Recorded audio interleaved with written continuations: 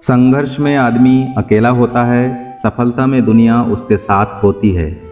जब जब जग उस पर हंसता है, तब तब उसी ने इतिहास रचा है। नमस्कार मित्रों, स्वागत है आप सभी का हमारे चैनल में। मित्रों, आज हम चकवा पक्षी की कहानी सुनाने वाले हैं। चकवा कहता है, इन 5 बातों पर अगर कोई मनुष्य अमल करे, अपने जीवन में उतारेगा, तो निश्चित ही उसके परिवार में, पति पत्नी में कभी लड़ाई नहीं होंगे और उसके घर में धन की कमी नहीं होगी। दरिद्रता घर से कोसों दूर हो जाएगी। तो आइए जानते हैं कौन सी है ये 5 बातें।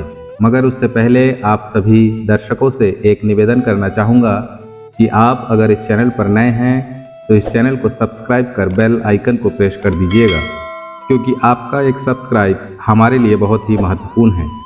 प्रिय मित्रों, एक वन में चकवा पक्षी का एक जोड़ा रहा करता था। चकवा और चकवी में बहुत प्रेम था।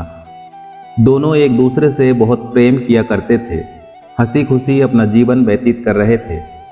चकवा और चकवी में इतना प्रेम था कि आसपास के पशु पक्षी उनके प्रेम का मिसाल दिया करते थे। यहाँ तक कि चकवा और चकवी एक दूसरे के लिए प्राण तक न्यौछावर करने के लिए तैयार रहते थे। चकवा का पड़ोसी एक कौवा था। कौवे का अपने पति से हमेशा हर बात पर झगड़ा हुआ करता था।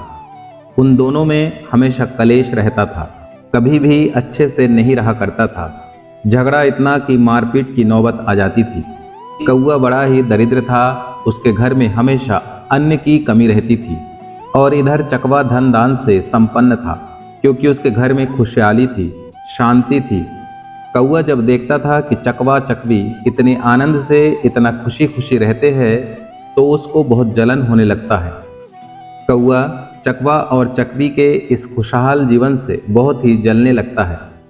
कौवा सोचता है कि किस प्रकार मैं चकवा और चकवी में फूट डालूं और इसके परिवार की शांति को भंग कर दूं।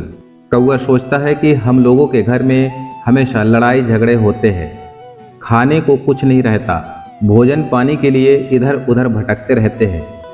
और इस चकवा को देखो, हमेशा मज़े में रहता है, अच्छे से आनंद से खाते पीते रहते हैं, अपनी पत्नी के साथ खुशीपूर्वक जीवन बिता रहा है। ये सब चीज़ें कौवे से देखी नहीं जाती है और उसे बहुत ही ज़्यादा जलन होता है। मित्र ही मित्र के बारे में इस तरह का सोच रखता था। उसके अंदर जलन का भावना था। अब उसने सोच लिया कि अब मैं इस चकवा को शांति से रहने नहीं दूंगा। हम लोगों के घर लड़ाई झगड़े होते हैं, तो ये कैसे शांति से रह सकता है। अब इसके घर में अशांति फैलानी है, इसका भी जीवन नर्क करना है। अब यहाँ सोचकर वह कौवा इस काम में लग जाता है।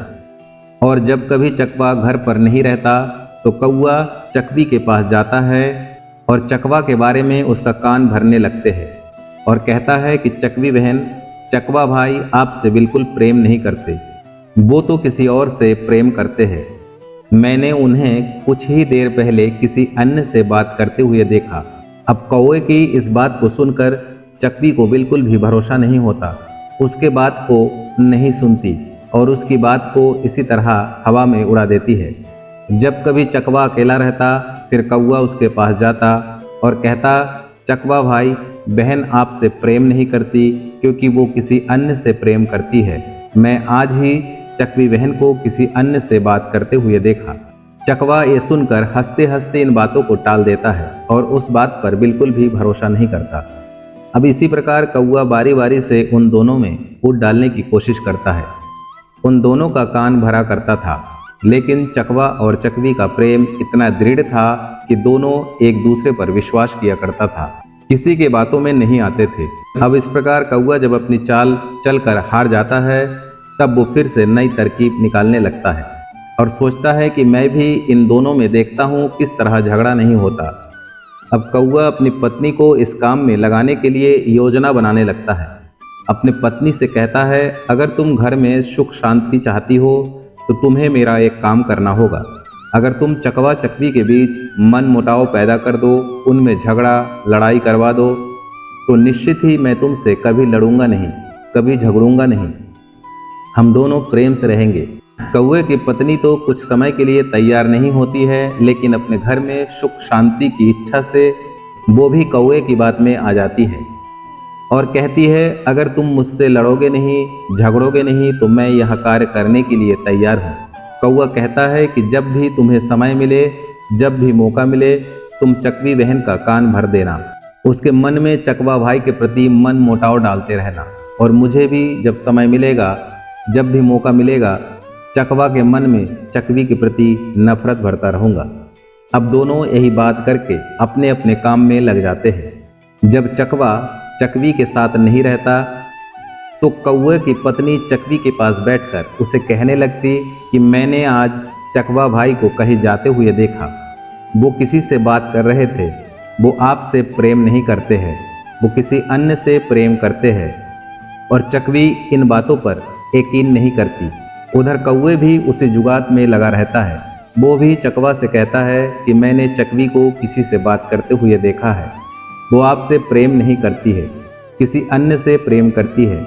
अब इस प्रकार लगातार बार बार कौवा और उसकी पत्नी चकवा और चकवी के मन में ये सारी गलत चीज़ें डालने लगते हैं। मित्रों, एक ही बात को किसी के सामने बार बार कहा जाए तो धीरे धीरे ना चाहते हुए भी उसके अंतर्मन में ये बातें जाने लगती हैं। और उस चकवा और चकवी के साथ ऐसा ही होता है। अब लगातार यही बातें सुनते सुनते चकवे को लगने लगता है कि कौवे की पत्नी मेरा भला चाहती है। अगर उसने देखा है तभी तो मुझसे ऐसी कह रही है। वो मुझे सचेत करना चाहती है, इसलिए मेरे सामने ये बात कहती रहती है कि वो मुझसे प्रेम नहीं करते, किसी और से प्रेम करते हैं। अब चकवी के मन में धीरे धीरे ये बातें बैठने लगती है कि उसका पति उसे प्रेम नहीं करता, किसी अन्य से प्रेम करता है। और उधर ये बातें मन में धीरे धीरे बैठने लगती है कि चकवी मुझसे प्रेम नहीं करती, किसी अन्य से प्रेम करती है। क्योंकि कौवे द्वारा लगातार बार बार कहे जाने से अब चकवा का दिमाग में भी ये सारी चीज़ें ना चाहते हुए भी अंतर मन में जाने लगती है। और धीरे धीरे करके चकवा और चकवी में मन मुटाव होने लगता है। एक दिन ऐसा आता है कि चकवा बातों ही बातों में चकवी को कह देता है कि अरे तुम तो किसी अन्य से प्रेम करती हो, मैंने तुम्हें उससे बात करते हुए देखा। अब चकवे को भी गुस्सा आता है और चकवे भी कहती है मैंने भी तुम्हें किसी अन्य से बात करते हुए देखा, तुम भी मुझसे प्रेम नहीं करते हो। अब दोनों में इसी प्रकार लड़ाई झगड़े होने लगते हैं। अब लड़ाई और झगड़े धीरे धीरे बढ़ने लगते हैं और लड़ाई झगड़ों के साथ साथ उनके घर में लक्ष्मी रूठने लगती है। लक्ष्मी उनका घर छोड़कर चली जाती है, क्योंकि मित्रों, जिस घर में लड़ाई झगड़े और कलेश होते हैं उस घर में लक्ष्मी कभी निवास नहीं कर सकती है, उस घर को छोड़कर चली जाती है। अब चकवा और चकवी धीरे धीरे कंगाल हो जाते हैं। उनके घर में अन्न की कमी हो जाती है, क्योंकि लड़ाई झगड़ा करने के चक्कर में चकवा कोई काम नहीं कर पा रहा था, कहीं से भोजन की व्यवस्था नहीं कर पा रहा था और घर में जो भोजन इकट्ठा था वो भी खत्म हो चुका था। अब चकवा और चकवी पूरी तरह से बर्बाद हो जाता है, उनके घर में अशांति छा जाती है।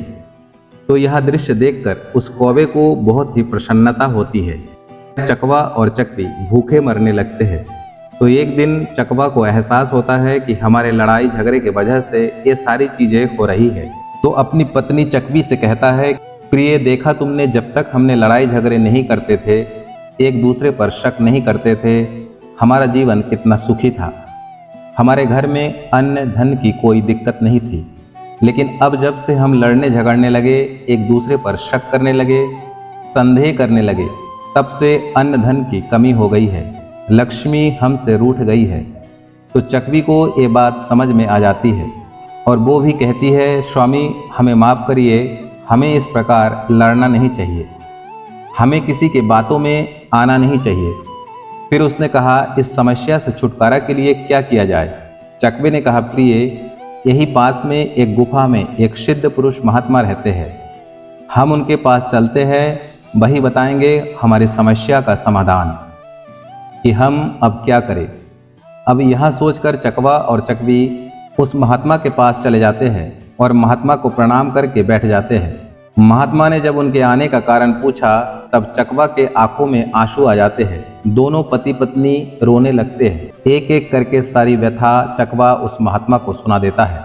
तब महात्मा ने कहा कि हे पक्षी चकवा, मेरी बातों को ध्यान से सुनना।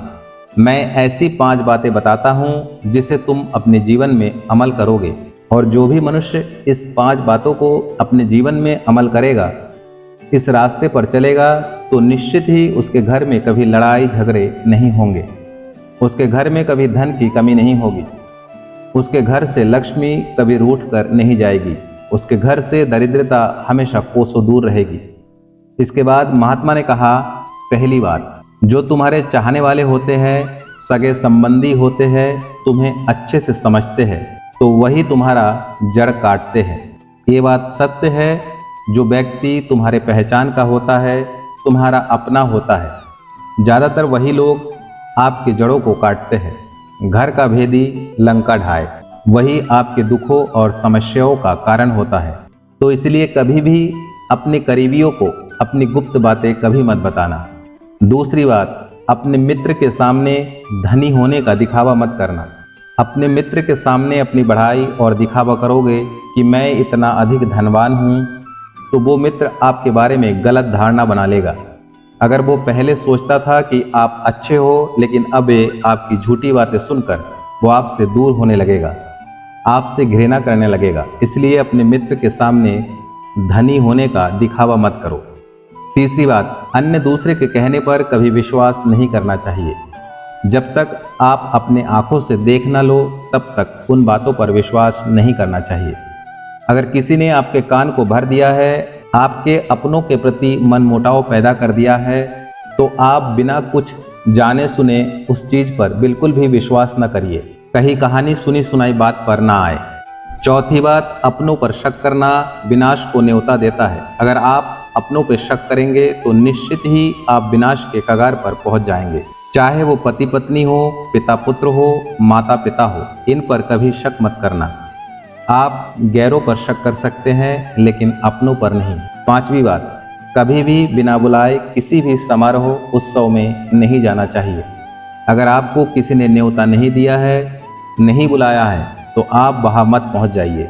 इस तरह आपके सम्मान को ठेस पहुंचेगी। कहा जाता है, बिन बुलाए जाए ना और बिन न्योता के खाए ना। बिना बुलाए कहीं जाना नहीं चाहिए और बिना न्योता के कहीं खाना नहीं चाहिए। अगर व्यक्ति ने आपको खाने पर बुलाया है तो खुशी खुशी उस खाने को ग्रहण करिए, उस भोजन का सम्मान करिए। बिना न्योता दिया हुआ भोजन खाना यानी कि झूठन खाने के बराबर है। यही 5 बातें जिंदगी में अगर आप अमल करोगे तो निश्चित ही आपके घर में झगड़े और लड़ाई नहीं होगी, धन की कमी नहीं होगी। यही बातें साधु महात्मा ने चकवा और चकवी को बताई। तो मित्रों, आपको हमारी यह कहानी अच्छी लगी है तो इस चैनल को सब्सक्राइब कर बेल आइकन को प्रेस कर दीजिएगा। जय श्री कृष्णा।